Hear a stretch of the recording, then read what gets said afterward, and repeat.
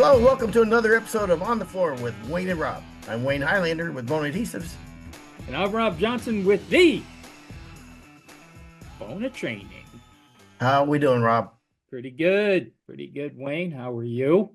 I am doing really good, thank you. It's been a long time since we've done a show, and I apologize for that. Man, oh man, when is the last time we did one? We hate it too, man. It's just the nature of the beast. As hard as we try, sometimes our schedules get crossed, and ending a year is tough for us, and starting out a new year is tough. There's a lot going on, and so anyhow, glad to be here with you, Rob. And fortunately, boy, this is really, really terrible news. Um, your camera isn't working today, so I can't even see you. No one can. It's just me. You're just gonna have to go with those fond memories. Yes. And you dressed up today. So, I too bad. know. I was looking spiffy today. Had my Yes. vest on and everything. Yes, yes, yes. All right. How were So, your holidays? none of your business. Ah, Um, nice. yeah, Atta boy. there we go. I were fine. They were low key. I got sick and for a few days, and then I had to travel a lot around the holidays. And so nothing special, everything was fine. I mean, how about yourself? Hey, we appreciate you coming to the Nashville Holiday School. Good to see you Um, there. you know, we we'll won't talk too long about this, but it's Rob, thank you, man, for doing what you do for Toys for Tots and for Bona. I don't think we charge anything for that school. You just have to bring a toy to get in. And the amount of toys we've collected from the schools across the country, not only Nashville, but in Denver and in New Jersey, certainly, was a tremendous amount of toys that was collected, and that's in all thanks to all the contractors that showed up and were so generous and brought a gift to these kids for Christmas time.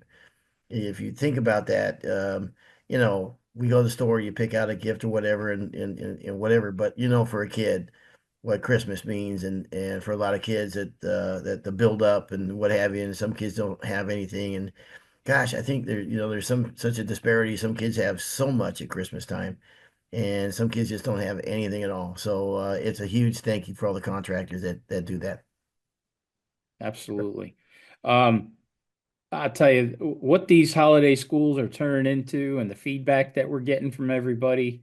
I want to give a shout out to Bona for allowing us to, waive the fees in place of.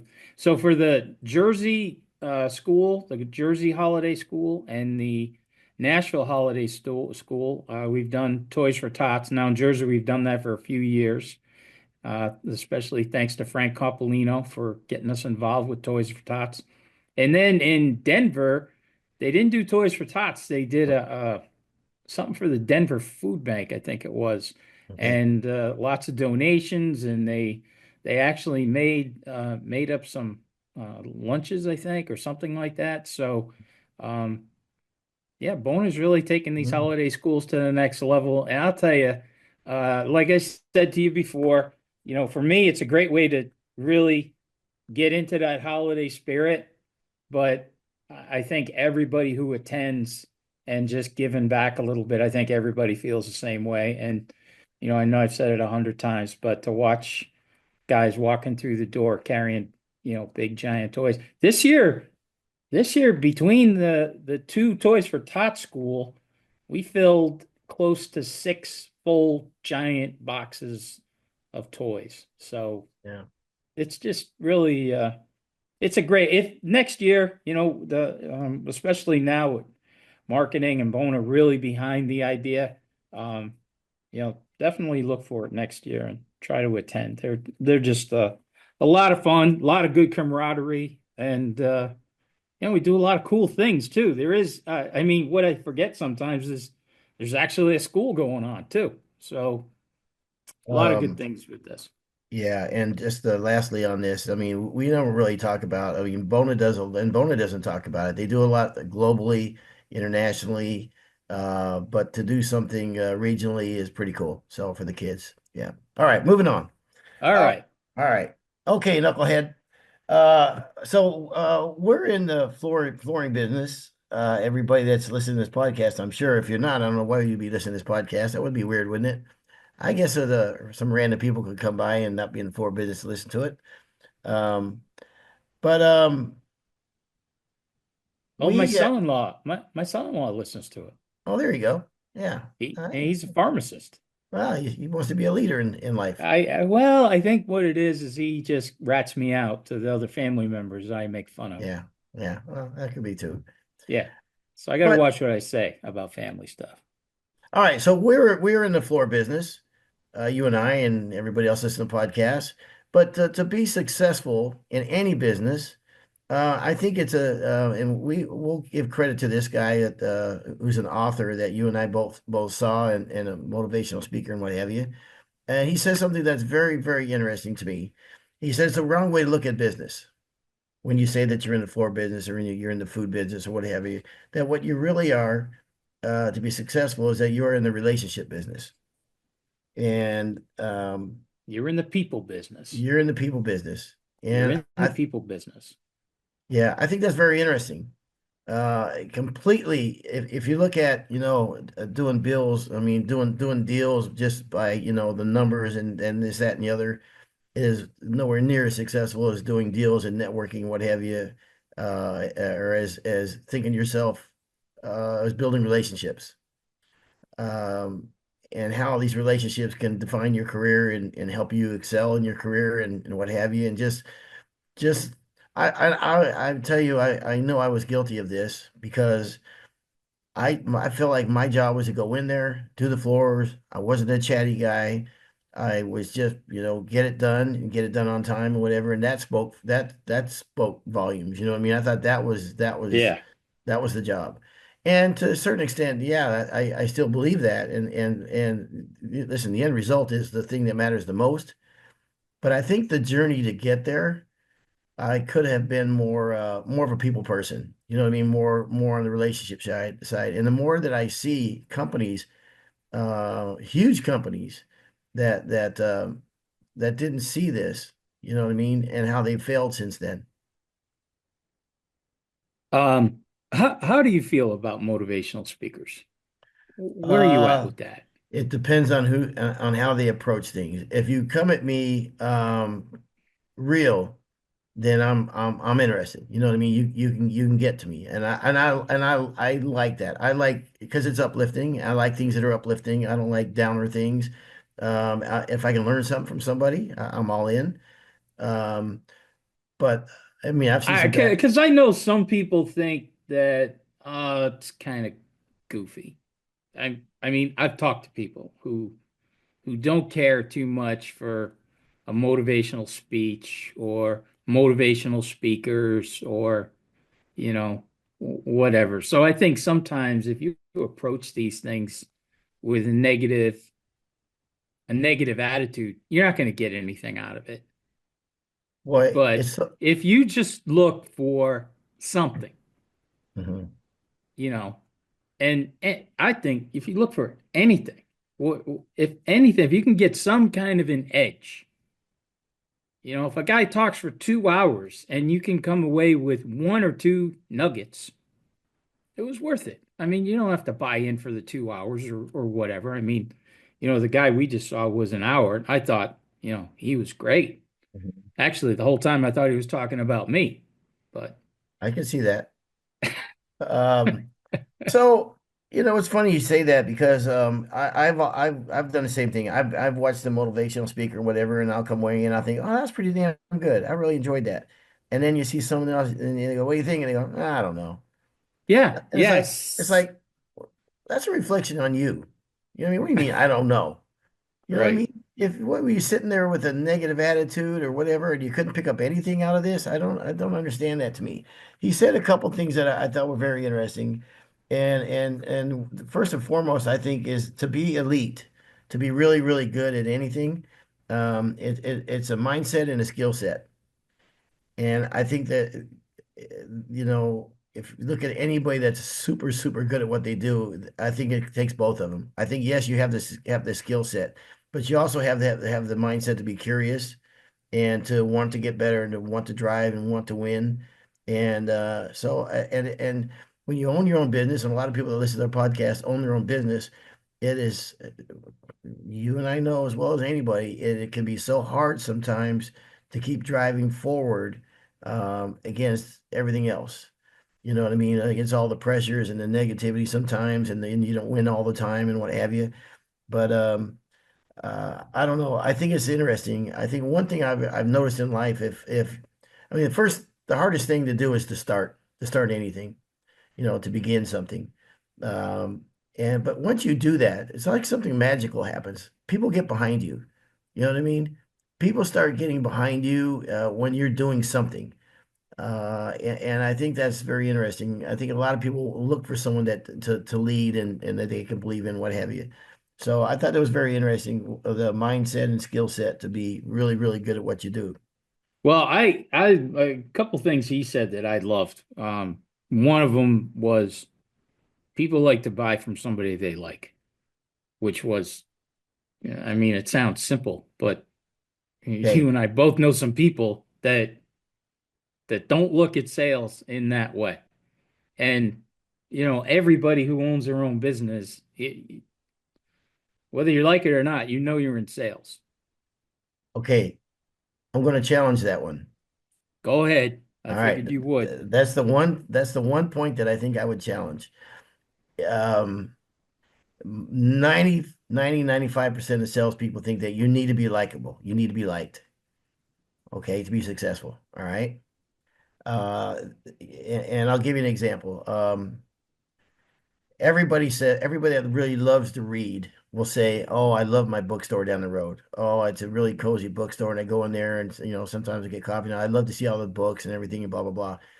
Well, then why did Amazon put one bookstore a week out of business? You know what I mean? Hmm. And I think you don't have it's not necessary to be likable if you're very, very good and you bring something new or innovative. I'm not saying this is, by the way, I'm not saying this is the way to go. I'm just putting it out there that I think it's the truth that you Hmm. don't necessarily have to be likable if you're that guy that brings knowledge and that you know so much about the industry and what have you, and when you're to your clients and customers that, hey, listen, we all been to restaurants. Remember like the soup guy in was it Cheers? You know what I mean? The guy was just Seinfeld, the soup Seinfeld. Nazi. Yeah, Yeah. yeah. The guy was unbelievably rude to his customers, but his soup was so good, everybody kept going there. You just knew that came with it. So I don't necessarily always think that you have to be likable to be good. That was based on a true guy and a true situation. Really, Yeah. I did not Yeah. know I that. saw an interview with Larry David and Seinfeld, and they were like, yeah, that was like almost a true story. Um, okay, so I'm going to tell you this. And this sounds so much like a Seinfeld episode, but I swear it's not. It's a friend of a friend of mine. Um, we used to go to Cal basketball, what have you, and on the way to the basketball, you walk through the courtyard and whatever, and there's a pizza store. They sell it by the slice. I think he may have told this before, I don't know. So he goes in there to get a slice of pizza, and there's only one pizza left going around in a circle, right? And there's like a little piece taken out of it. Like it wasn't, no one ate out of it, but there was like a circle piece missing out of it, right? And as he was ordering the pizza, the guy was bringing a fresh one out of the oven. And so my buddy goes, friend of a friend here goes, he goes, yeah, I like that piece of the, sausage and pepperoni pizza, but you know what? Can I have one of the, like the new slice that came out of the oven there? He goes, no, you get that one. He goes, well, yeah, it's just like there's a little piece missing out of that one. I know you just bring the bread out of the oven. I just wonder if I could get one of those. He goes, no. He goes, you know what? He goes, you know what? Why don't you take your business elsewhere? He goes, you're kidding me. He goes, no. So he's like shocked. So he leave, and this guy that I'm talking about is like a super, super nice guy. Like, so the next day he goes, the next day he's driving around at work. He's driving around, whatever, but he keeps thinking about this. And finally he goes, I'm gonna call the manager. Man, this is ridiculous. So he calls the manager and he goes, yeah, I just wanna, is this the manager? He goes, yeah. He goes, yeah, look, I don't like to complain, but I was in your store yesterday and I went to order a piece of pizza.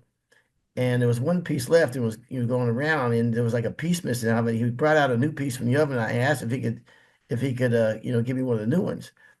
And he said no. And the manager goes, yeah, I heard about you. Hey, listen, don't come back. Don't come back.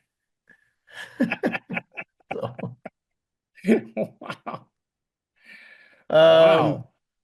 I think he's our motivational speaker, and we'll give the information about the guy at the end here. I said also I thought was very interesting is that always be curious, and I think that is so true. I think that's you look at all the great floor guys that I know, uh, they're still learning.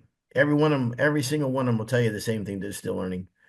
Guys that you think are like, man, this guy can't get any better. I mean, a Spriglin type of guy, a guy who's done everything and seen everything, and it's like, um, they're still curious. They're still looking for better ways to do something. They're still looking for more productive way of doing things. And I think that is so true that I think that's one of the things they say that good, what is it? Good is the thief of great or whatever. Um, I think that uh, if you get to the point where I think, yeah, I've learned enough and what have you, I'm pretty good at this, whatever, and you're not curious to get any better, I think that's is when you start going the other direction. Uh, what was your thought? I would have loved to have been able to read your mind on this one when he said, there's two types of people. One who walks into the room and lights up, or the guy when he leaves, the room lights up. It lights up when he leaves, or does it light up when you walk into the room? And oh man, I went through a Rolodex of people like, yeah, I know exactly what he's talking about there.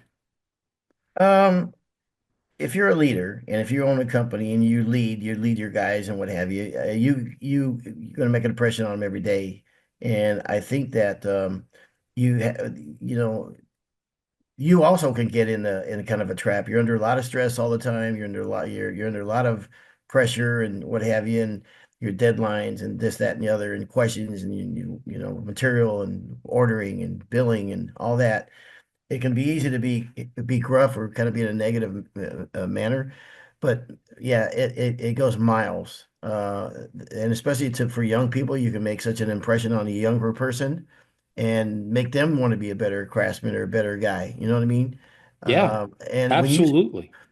when you see a guy who is under pressure and under stress and is still can still smile or can still find some joy there somewhere or whatever, man, I recognize it all the time.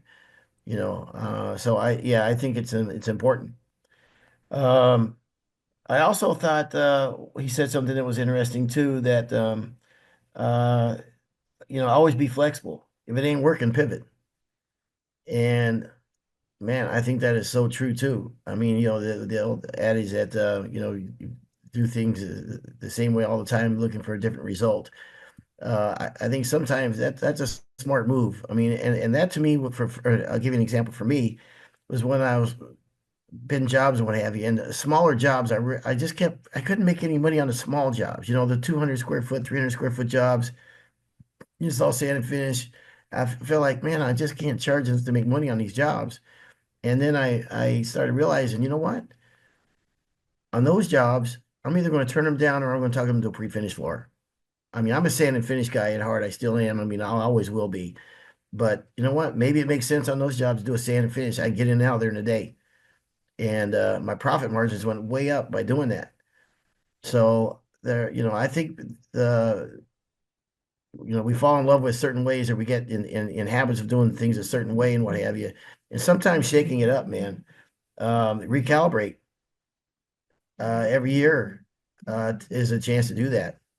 And just kind of look at it and say, you know what? Well, maybe this isn't the best way to go and what have you. And take some time to just recalibrate and you know, um, what do you say? The Blockbuster.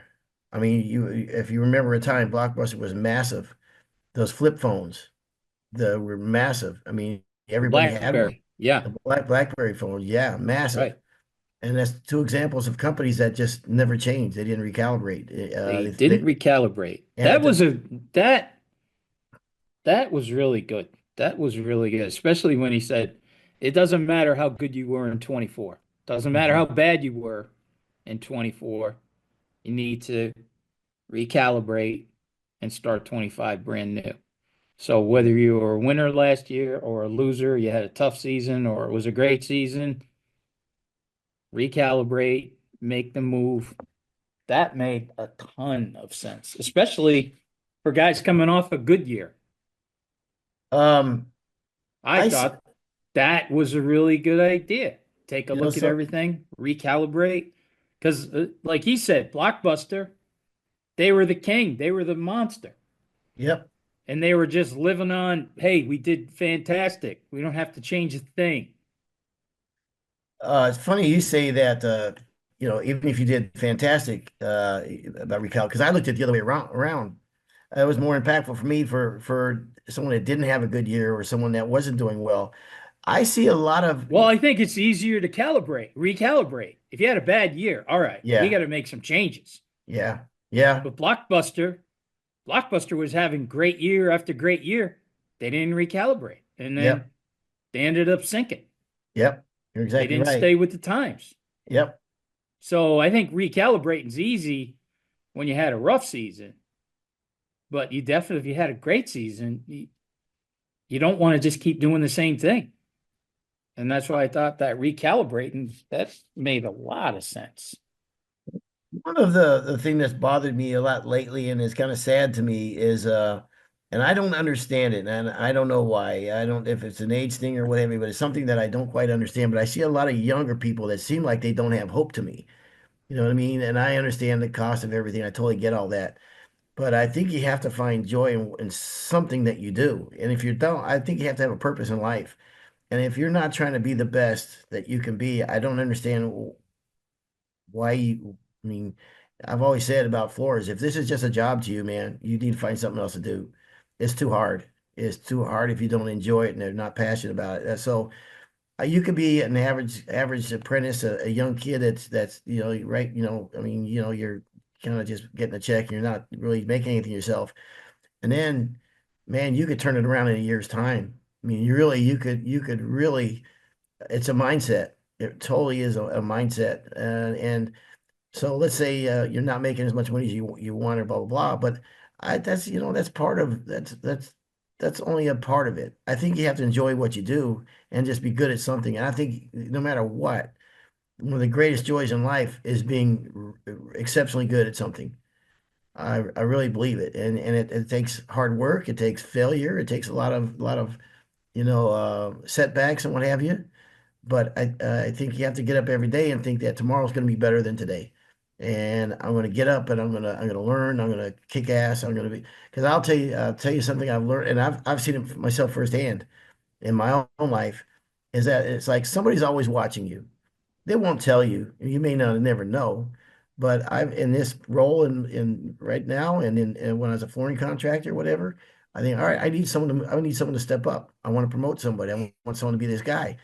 And you just look and see who's the guy that's showing up on time every day and busting their butt and everything and what have you. And opportunities can come.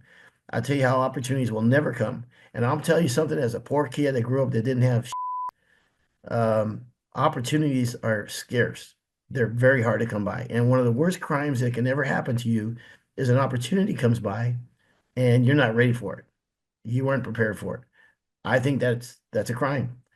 So I think to me, just my own, I think you have to get up every day and try to be the best, bust your butt. And when I see these kids talking about, you go to work and why should you put in an extra hour because the man doesn't care and they don't care about. I've never ascribed to that philosophy, not for a day in my life.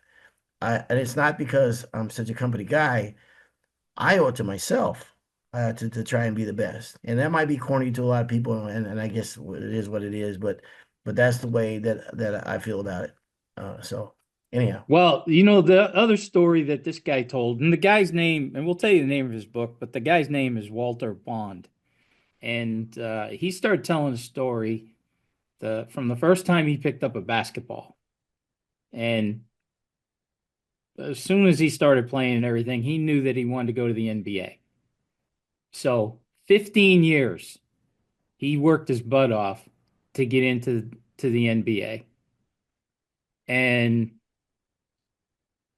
he didn't recalibrate when he got to the NBA. So he played for 3 years, and people on the team were saying, "Hey, you want to lift weights with us today, or you want, see my chiropractor, or all this stuff." And when he was like, "No, I'm good," and I was thinking, "Wow, there was a guy who made it to the NBA, worked his butt off to get to the NBA, but then when he was there, he didn't recalibrate.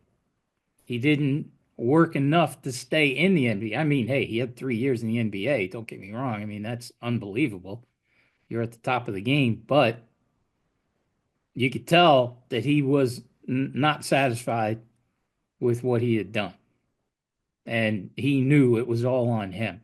Especially, he said, when other guys who had been there for years were saying, "Hey, you want to hit the weights with us? You want to do this? You want to do that?" And he's like, "No, I'm good. I'm here. I made it." And that's why when he kept saying about recalibrating even after your good years, like, wow, okay, now I see where this guy's coming from. Yeah, and when he said, "No, no, I'm good. It's all right. No, no, no, I'm good." In other words, I don't need to. He was Yeah, good. He was great. I yeah, mean, like you said, they only give out 440, 460 jerseys, I think, every year. yeah. That's pretty elite. So get anybody that's sitting on that bench in any capacity is great, and they're experts at what they do. But you're right. I mean, he got complacent in his own words, I guess. So it was a great list. I think the book is called Swim. Is that correct? Swim, swim. Yeah, which is ironic because I can't swim. Uh, You can't swim. no, I told you this before. I can't swim. Scared to death of water. Re- Yeah, And that's why you love spending time out in the boat. yeah.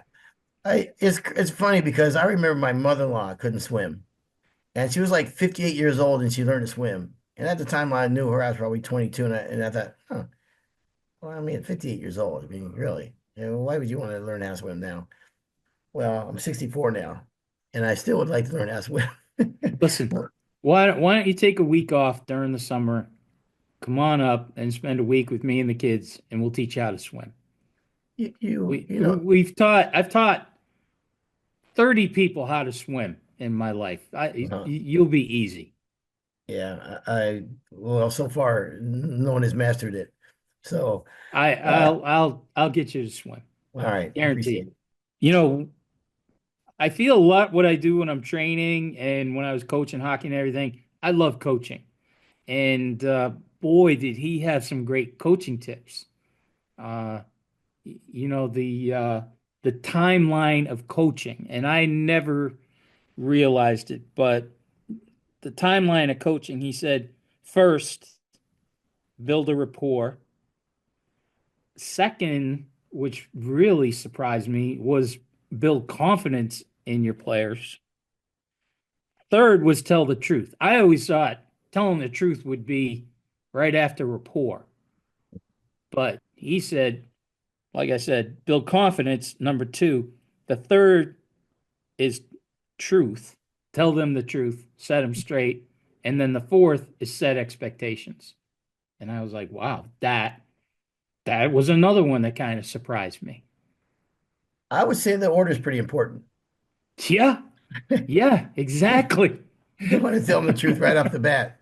You can't dribble. You're slow. You can't jump. Go Uh, home and tell your mom you're a loser. Don't come back tomorrow. yeah.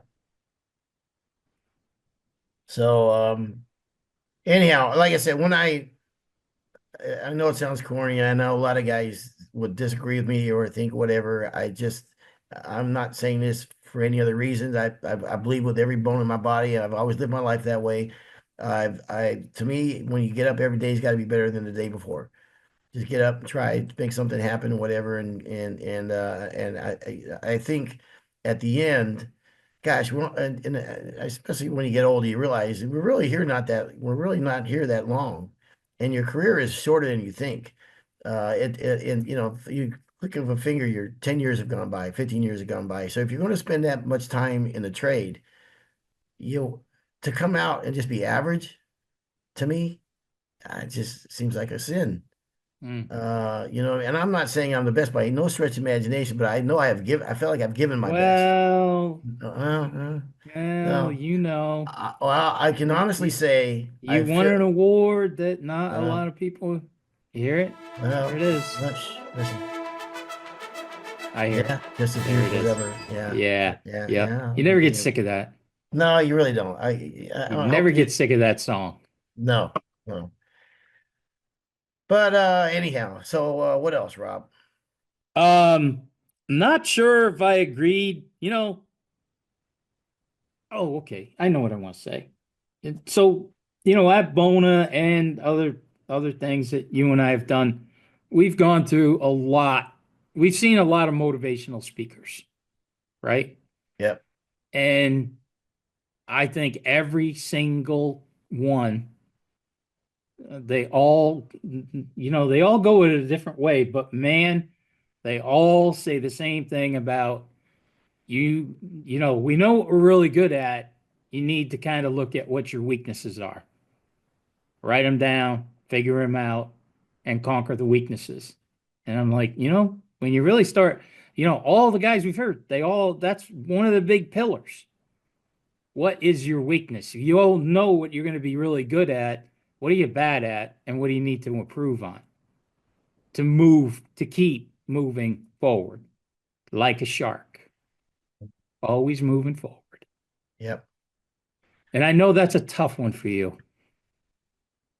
For me, I well, know you're dialing right now. I really don't have any weaknesses. yeah. Oh, believe me, I do. I know. Yeah, your weakness is for stray animals. That's your weakness. You Yeah, pick up anything.